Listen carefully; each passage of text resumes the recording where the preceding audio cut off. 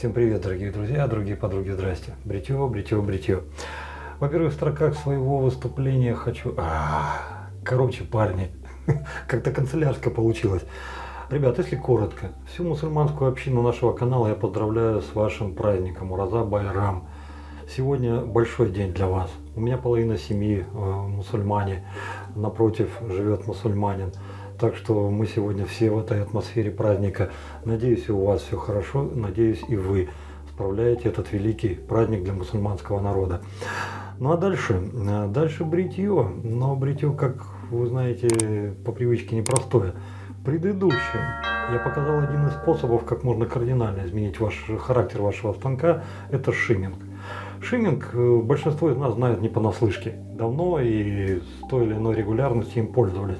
То, что было в прошлом видео, это одна лишь из вариаций, но тем не менее это шимминг. Сегодня я хочу показать еще один вариант изменения характера вашего станка. Какой? Вы на крупный план. Посмотрите все подробно, там что да как. А я начинаю. Догоняйте. Прошу любить и жаловать предметы нашего сегодняшнего обзора. Теперь обо всем по порядку. Естественно, начинаем с бритвы. Итак, друзья мои, перед нами бритвенный аппарат Темп.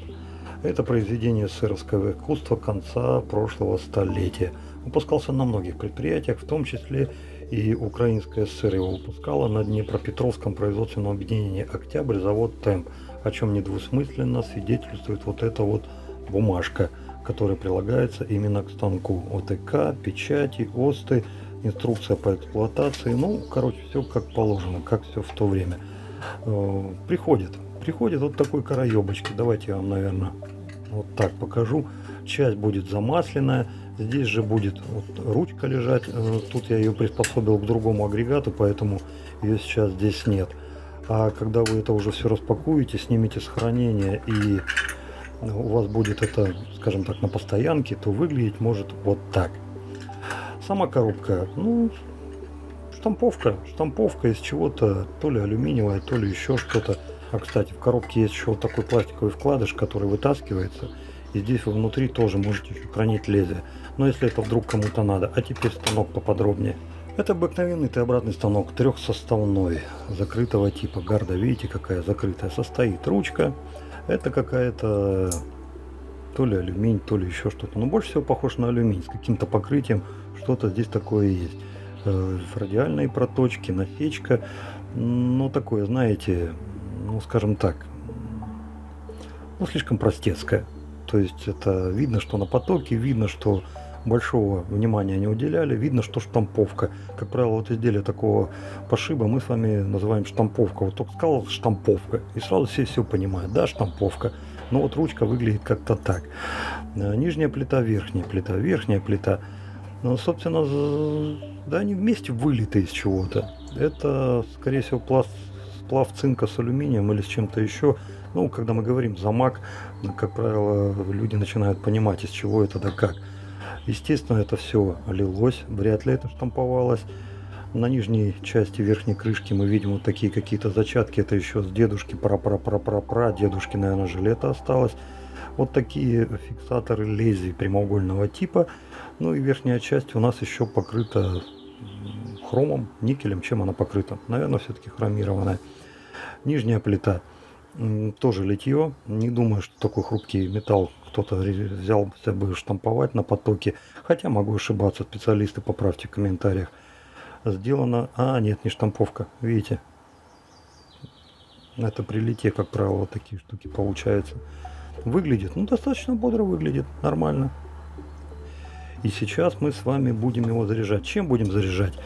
Заряжать будем лезвием платину, которое было уже на обзоре, но так как у нас еще не вся полностью обойма здесь выбита, я решил повторить. Это то, что пришло от Сергея, Санкт-Петербург. Вот будем с вами добивать вот эту вот партейку.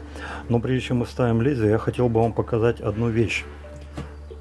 В прошлом видео мы с вами рассмотрели шимминг. Это один из способов, как вы можете кардинально поменять характер своего станка. То есть, по сути, сделать из него другой станок. А какие же еще другие способы есть? Ребята, я знаю еще один и больше все. Больше не знаю. Ни третьего, ни четвертого, ни пятого я не слышал. Если слышали, пишите в комментариях. Но тот второй я вам сегодня покажу еще раз. Многие о нем знают, многие забывают. Так вот, чтобы кардинально поменять характер вашего станка, все, что нужно, это просто взять с него, снять крышку и поставить на него крышку другого станка.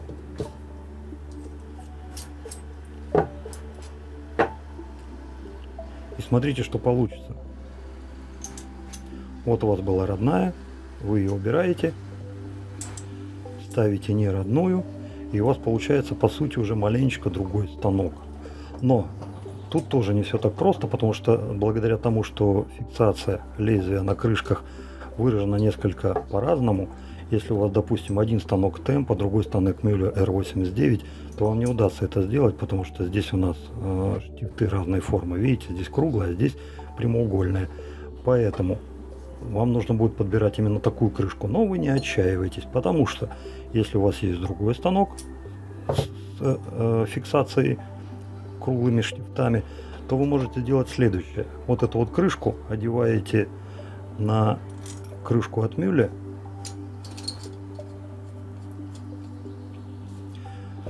а на плиту от нашего Масримаса одеваем крышку. Ну да, крышку от Масримаса. А здесь крышку от Мюлле. Вот еще одно ограничение. Резьба может не подойти, прикиньте, да? Вот это поворот, интересно. А ну-ка, Яки справится, нет? А вот Яки, смотрите, хорошо пошел. Вот. И по сути, мы с вами только что получили два разных станка. Вот был просто Мюллер R89, был Масримас, а сейчас хлобысь, мы все перевернули. И как эти станки называются, уже никто вам не скажет. Но это уже другие станки. Вот это второй способ. Так, давайте вернемся к нашему темпу. Благодаря тому, что сегодня в испытуемых у нас не один экземпляр, а целых два, и даже больше, там третий еще лежит, то давайте, наверное, все-таки испытаем. Уберем его крышку, поставим крышку от другого станка и посмотрим, изменится ли его характер. А если изменится, то как изменится. Ну, самое главное, чтобы он изменился. А как изменится, это уже каждый будет определять сам. Итак, приступаем. Ставим Platinum Plus Дипломат.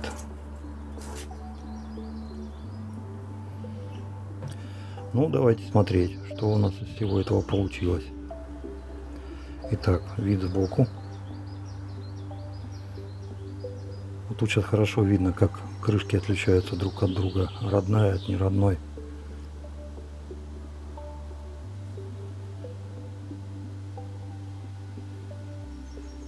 Ну, вид сверху. Кстати, в той же мере все будет играть и для того станка, куда вы переставили крышку. То есть у нас по сути то, что мы сейчас вот поменяли, получилось не один новый станок, а два новых станка, потому что вот этот должен по идее брить точно так же по-новому. Как? Ну, это не тема сегодняшнего обзора. Будем разбираться со станками темпа. А что же нам поможет? Сегодня у нас по составу участников некий такой дисбаланс, мечта перфекциониста, потому что есть как нифига не дешевые изделия, например, как вот этот помазок, и есть изделия попроще, можно сказать, даже совсем простые. А дорогих, ну как, условно дорогих, потому что вот помазок Масета, например, 24 диаметр, он в магазине Home Like Shaving 3,350, по-моему, 26 3,850. И что же он из себя представляет? Это все тот же плотно набитый барсук, Silver Tip, подготовленный к бритью, ручка под рог, пластиковая, диаметр 24 мм, свеженький, еще ни разу не бритый, общей длиной 105 мм, из которых 55 уходят на удил и 50 на ручку. Ручка классическая, без всяких финдибоберов. По форме это та самая старая добрая классика, которая, как мне кажется, пришла к нам еще оттуда, с Англии, с Туманного Альбиона, и вот так вот и прижилась. Ну, внешне импозантный, красивый, симпатичный. Повышенная плотность, но это мы сейчас с вами посмотрим, как он заиграет. Хотя, если судить по предыдущему, то это та роскошь, к которой вы очень быстро привыкаете, уже начинаете ее принимать как должное и перестаете, по сути, замечать. И вы ее заметите только после того, когда перейдете на другой помазок. А пока сидите на этом, конечно же, вы этого замечать не будете. Вернее, как, поначалу заметите, а потом просто быстро к этому привыкнете. Вот это я имел в виду. Ну вот он, бяша. Почему бяша? Кто за язык тянул? Бяша. Ну что-то такое есть. Понимаете, это вот как вот ежик. Какой-то вот плотненький такой вот. Ну, наверное, коренастость его меня несколько вывела из состояния равновесия, поэтому вот и бяша. Вот так вот воткни сейчас что-нибудь, вот оно будет стоять. Вот такой вот он. Все. Следующее. Что у нас из мыла? А из мыла и Асташиев у нас, ребят, чтобы не мудрствовать лукаво, я решил сегодня пойти просто по пути наименьшего сопротивления. То хозяйственное мыло, любое, которое каждый из нас сможет найти у себя в доме. Наши женщины, да и мы порой сами применяем их для всевозможных хознужд. То есть где-то там что-то застирать, замыть, помыть, еще чего-нибудь.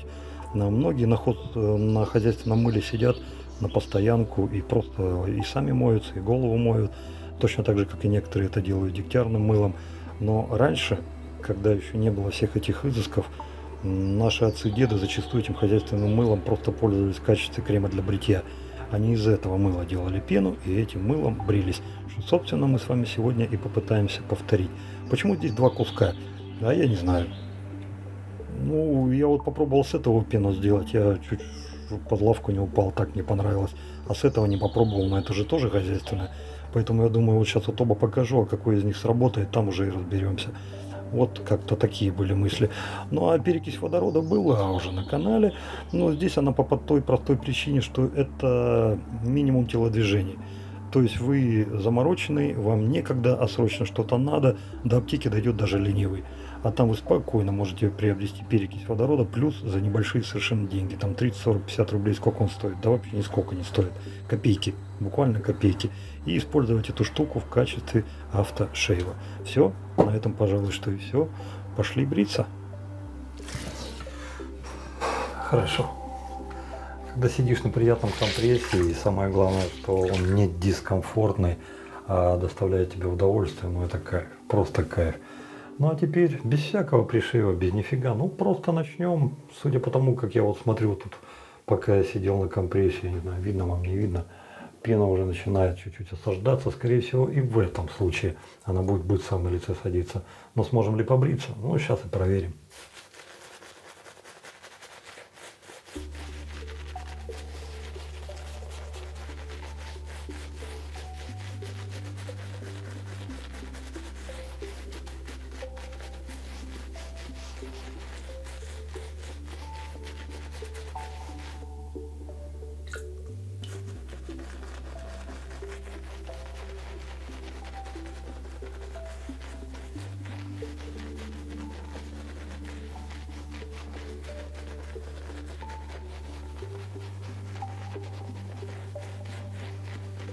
Помазал то, что надо. Это, знаете, на что похоже? Это как будто вы всю жизнь спали, допустим, ну, не знаю, там руку под голову подкладывали, или там подушка какая-нибудь такая синтепоновая, или еще какая-нибудь, ну, набита какими-то такими обрезками, что вот все время что-то не то хотелось поправить. А после этого нормальную пуховую, даже не пуховая, наверное, смесь пуха и пера, и причем хороших размеров, ну, минимум, там, я не знаю, 40-50 на 60-70, и такой средней хорошей набивки. Вам хлоп под голову, а она принимает вашу форму, и ты лежишь и не понимаешь, что, как вообще, почему, а почему я раньше без этого, я не могу, я хочу эту подушку, я хочу спать каждую ночь именно так. Вот как-то вот такая у него набивка, к которой ты очень быстро привыкаешь. Да, садится на глазах, ну посмотрим, даст ли побриться или нет. Первый, наверное, давайте запустим тот, который без изменений в стандарте, чтобы мы эти изменения как-то почувствовали. Так, височки. Угу. Станок средней агрессивности. Но это давно уже не HD 3.4. Уровень 89.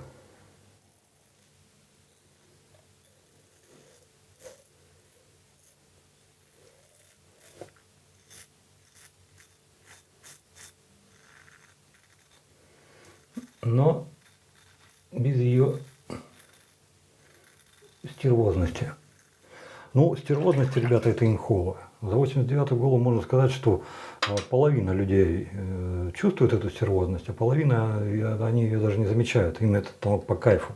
Поэтому тут так. Вот я вот с той с половиной, которая первая. Ну и сейчас у нас пойдет с гибридной, с имплантированной плитой. То есть мы новую плиту, которую поставили от старта.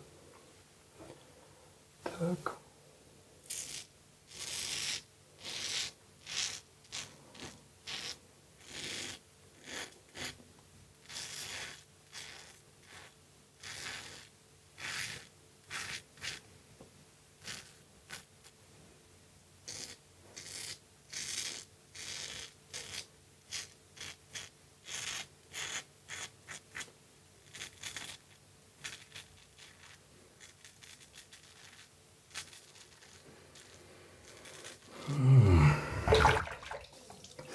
Вы знаете, ребят, если бы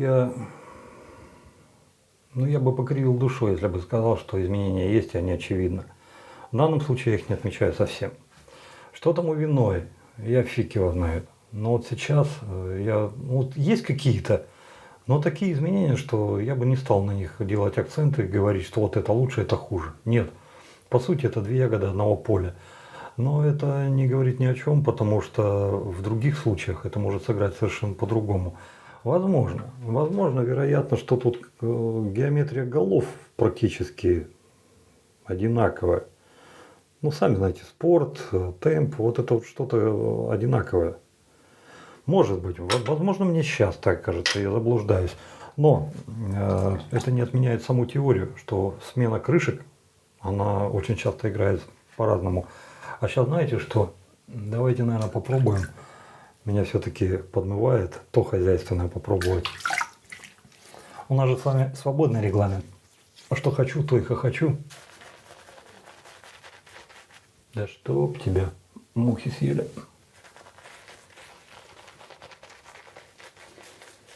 По структуре. Мне кажется, что плотности слегка побольше. Да и показалось, что пена не так осела быстро, как на предыдущем кандидате. Что это за хозяйственные мыло? Откуда они, ребят? Я не родословно ничего не отслеживал. То есть он в магазине лежит на полке, сколько оно там, 20-30 рублей, пришел, взял, ушел, все. Ну вот как-то так.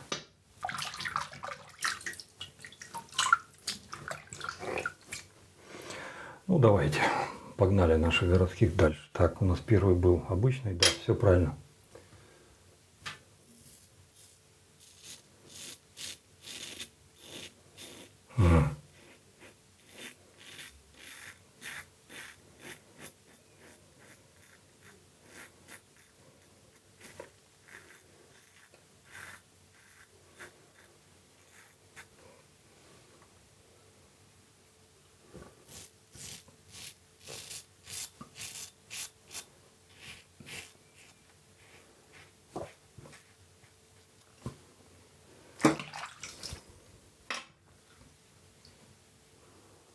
Ну, подсела, вообще растаяла.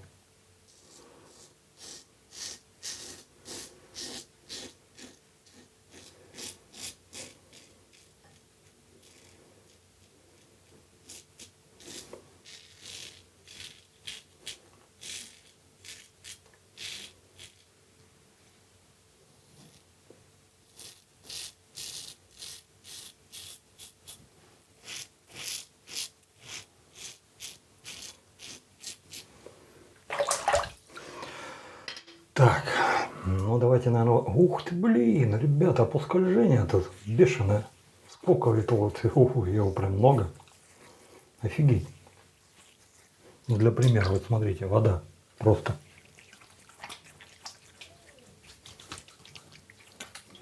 Я думал, пена пойдет, ну чуть-чуть только. Но чисто визуально на руку ощущается очень хорошо. Такое ощущение, что как желейная какая-то пленочка у тебя по всему лицу. К удивлению моему, запах хозяйственного мыла так органично накладывается на запах кабанчика, ой, барсука. И он как-то так прям, ну как по-деревенски, по-сельски, по-походному как-то приятен.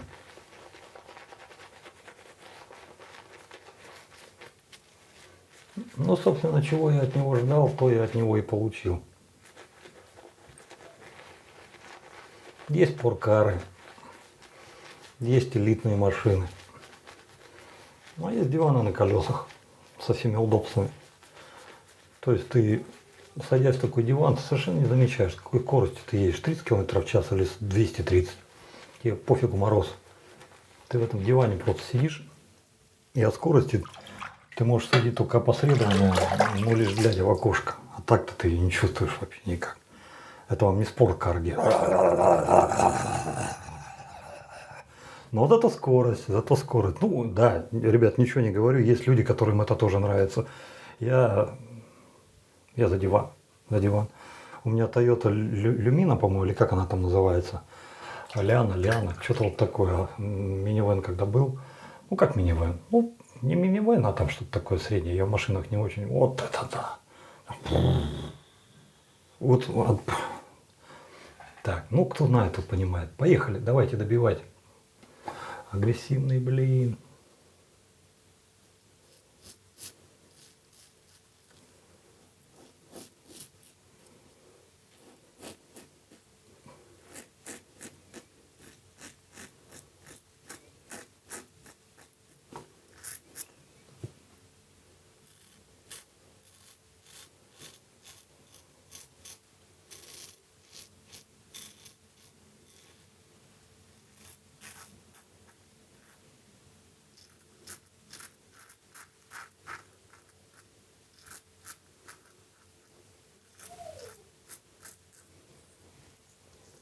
Угу.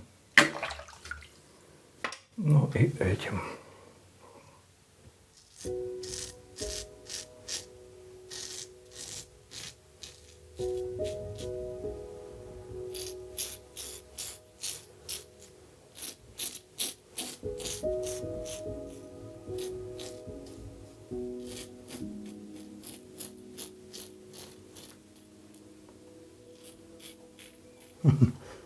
Даже здесь умудрился.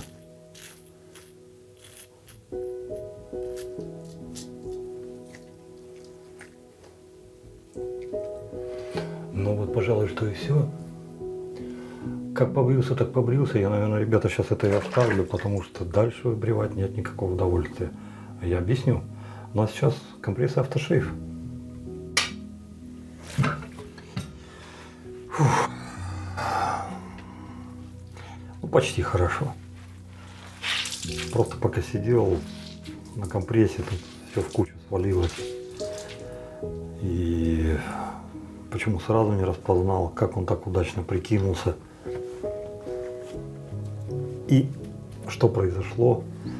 Но потом весь этот компот прекратила песня. Галя моя, Галю, дай воды напиться. Ты ж така хороша, дай хоть подивиться. Ну что, заполируемся и поговорим о том, что сегодня произошло, о хорошем и плохом.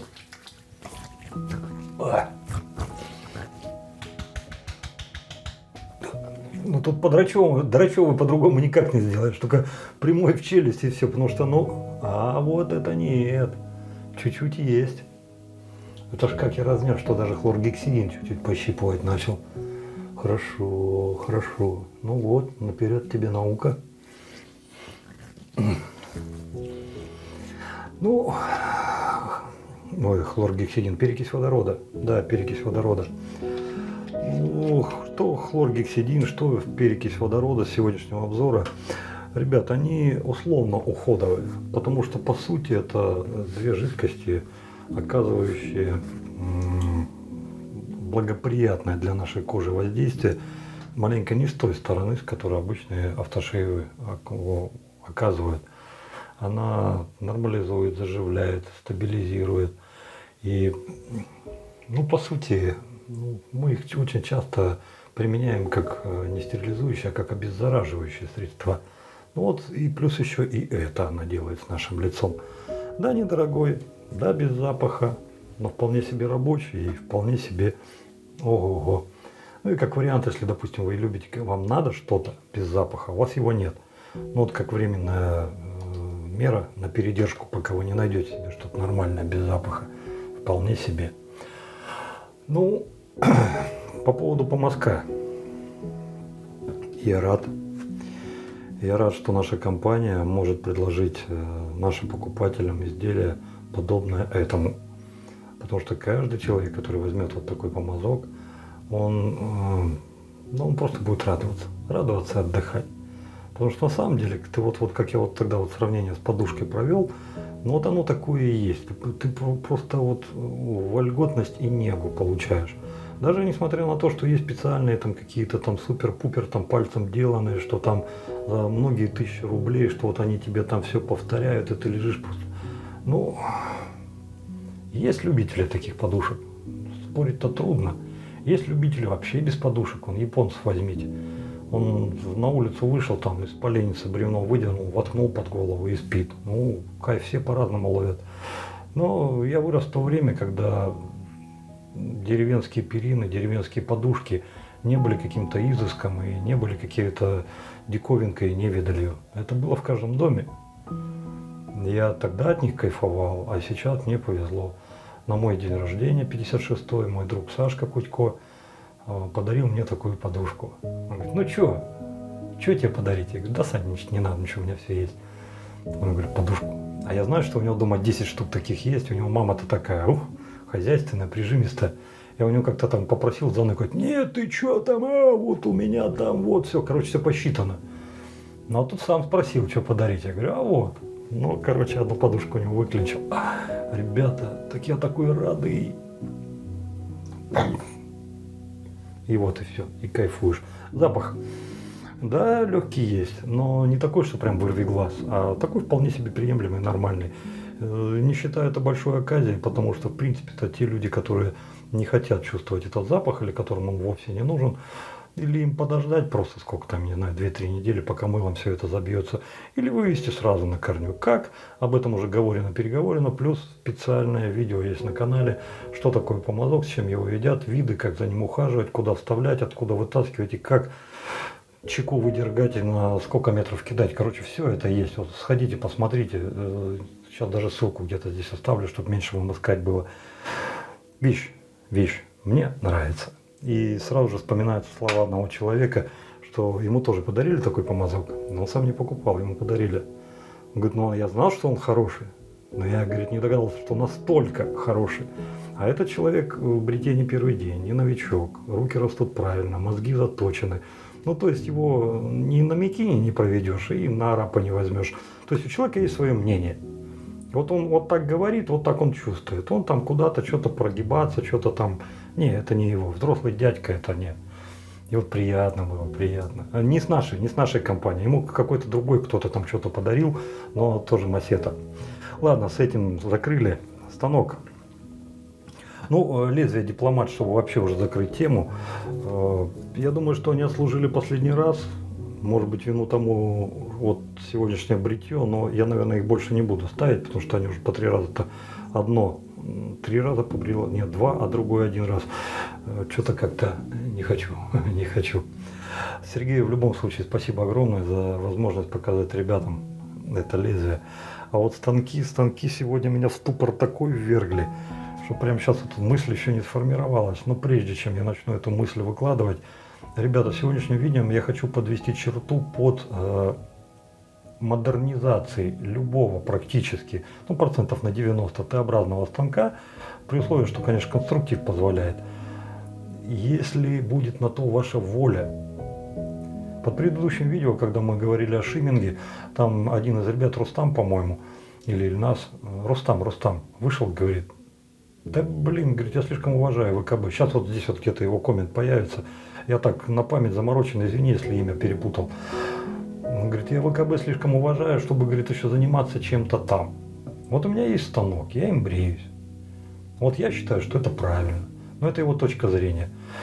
Я почти думаю точно так же, как и он, за одним маленьким исключением.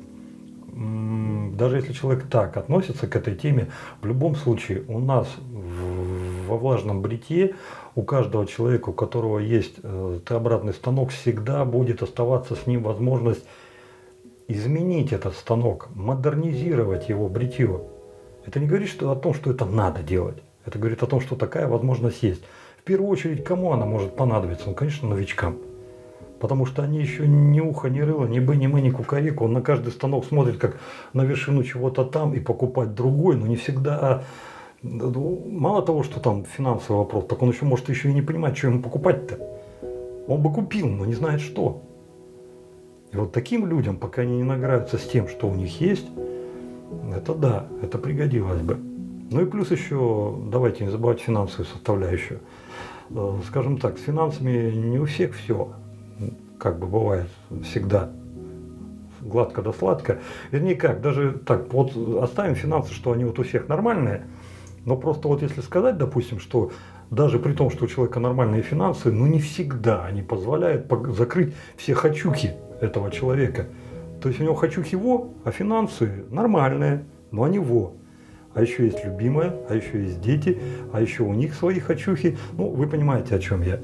Так вот, начну с новичков. Новички, я вам хочу повторить еще раз. У вас есть один, неважно какой, один Т-обратный станок и одно лезвие. Это один вариант бритья. Если у вас есть один станок и 10 лезвий, это 10 вариантов бритья разных. Хотите, называйте это, что 10 разных станков. Хотите, это называйте как-то по-другому. Но в любом случае, с каждым новым лезвием другой марки ваша Тэшка будет брить по-другому. Возьмете 20 лезвий, будет 20 разных вариантов. С этим разобрались. Второе. Если у вас есть два Т-образных станка, если вы с одного из них, ну при условии, что конструктив позволяет, снимаете верхнюю крышку и одеваете на другой станок, это уже будет два разных станка. Совершенно. Пускай это не подтвердилось в этом случае, об этом мы поговорим чуточку позже, но это факт уже проверенный не первым, не последним, но в смысле многими людьми, и не первый год. Об этом знают многие. Говорят мало, но знают многие. Взял крышку, поменял, все, у тебя новый инструмент. А если у тебя 3 станка, ну вариативность возрастает, понимаете? То есть 2 станка поменял, у тебя уже 4 станка, плюс у тебя еще 10 лезвий. То есть, ребята, вы с этим наиграетесь, а потом уже думаете, куда там что грести, куда там какие бабосы вкладывать и что покупать. Ну, то есть, вот как бы у вас есть задел. И еще один вариант, о котором я что-то как-то вот даже не упомянул, а стоило бы, третий, который может кардинально изменить работу вашего аппарата. Это ручка. Очень сильно может поменять. Вот возьми сейчас вот на этом, убери эту фитюльку, сколько там, 8-граммовую, 10-граммовую, и поставь какую-нибудь базуку такую, ну грамм на 40-50, все. Поменяется половина характера станка. Вот 3 варианта. Это лезвие, шимминг, ручка. Вот этими 3 вариантами каждый из вас, у кого есть Тэшки, молодежь, можете играться, можете что-то настраивать, что-то делать, что-то менять, что-то комбинировать. Можете, если хотите. Хотите. Так по-русски, наверное, хотите правильно будет, да? Многие меня уже поправили. Так вот, если вы хотите. А нет, достаточно грошей. Ну, вот тебе магазин, а вот тебе твои хочухи. Удовлетворяй сколько хочешь. Тем более сейчас самоизоляция. Он сел, заказал, пришлют и самоудовлетворяйся, самоизолируйся вместе со станками. Ну, если станки придут, самоудовлетворяйся, получается. Станок. Ребят, я маленько в шоке. Маленько в шоке, потому что это станок не впервые в моих руках, он уже был. Несколько лет назад я им уже брился, тогда было все как-то веселее и бодрее. Сейчас я его воспринял спустя вот эти годы родней 89-й головы. Если на первом проходе я не узнал брата Колю, мне показалось, что он даже поинтереснее, помягче, чем 89-я, то второй и третий проход поставили все на свои места. Вылезла та самая стервозность, вылезла та самая, вот которую я не люблю, 89-й. Для меня вот Мюлле R89 и Рапира Platinum все. Это предел совершенства. Это великолепный, чудесный станок, которым я готов бриться, и радости не будет предела. Как только я уберу оттуда РПЛ и поставлю какое-то другое лезвие, получается стервоза. Не могу я с другими лезвиями на этом станке бриться. Вот такая у меня шкура лица, и волосы тоже. Это не говорит ни о чем, потому что полно людей, которые 89-й за счастье, им пофигу какие лезвия, вот он вставляет, бреется, и у него все хорошо. А вот у меня так. И здесь я увидел то же самое. Я даже выскабливаться не стал, хотя тут дофига еще что. Вот это вот ярко выраженный станок средней агрессивности. Завода «Темп». УССР. Что о нем можно сказать? Если вы хотите Мюллер R89, ну, на данный момент у вас как-то грошами не дюже богато. Сколько он? 400, 500, 600, 700, сколько он сейчас рублей стоит? Я его в свое время, по-моему, на Ганзе брал. Там у ребят их вот так вот, хоть по маковку. Ну, вполне себе сносный вариант. Плюс, если вы возьмете, допустим, и уберете эту ручку, а поставите что-то более такое посерьезнее, ну вот вам и посерьезнее агрегат. Вот так вот я к нему сейчас примерно отношусь, и я думаю, что вот в ближайшее время мое отношение к нему в этом плане не поменяется. Что до того, что сегодня крышки поменяли, и кардинальных перемен я не увидел, хотя для меня это странно, потому что когда я раньше вот так просто брал крышку от одного станка, ставил на другой станок, то эти изменения были очевидны, это было даже интересно.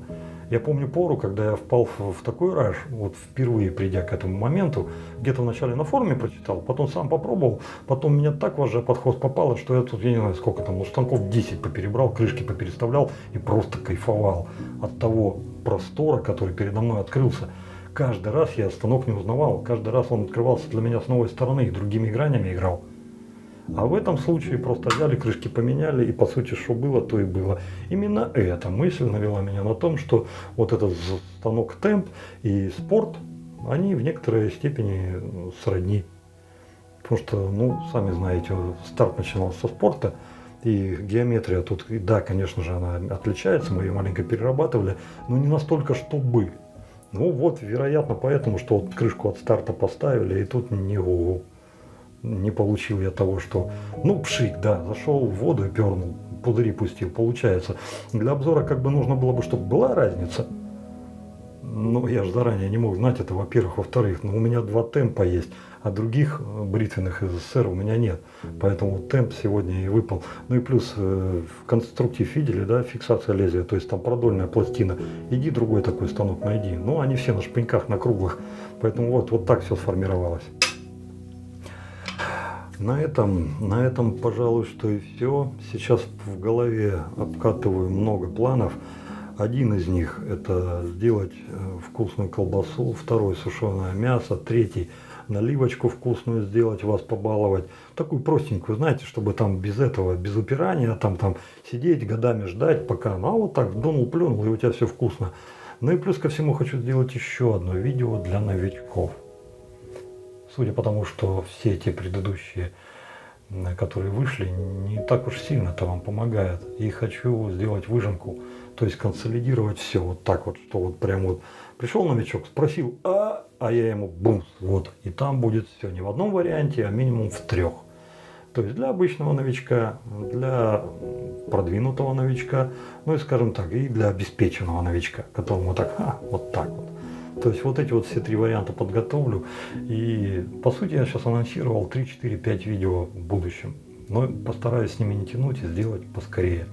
Еще простая пища есть, которая вот так вот раз и вкусно. Ну ладно, вначале сделаю. Лучше сделать, чем говорить. Добра вам, счастья, радости. Берегите себя, берегите своих близких. Дай вам Бог здоровья. Пускай у вас всегда все будет хорошо. Ну и что? До новых встреч. Пока-пока. Подписывайтесь на канал.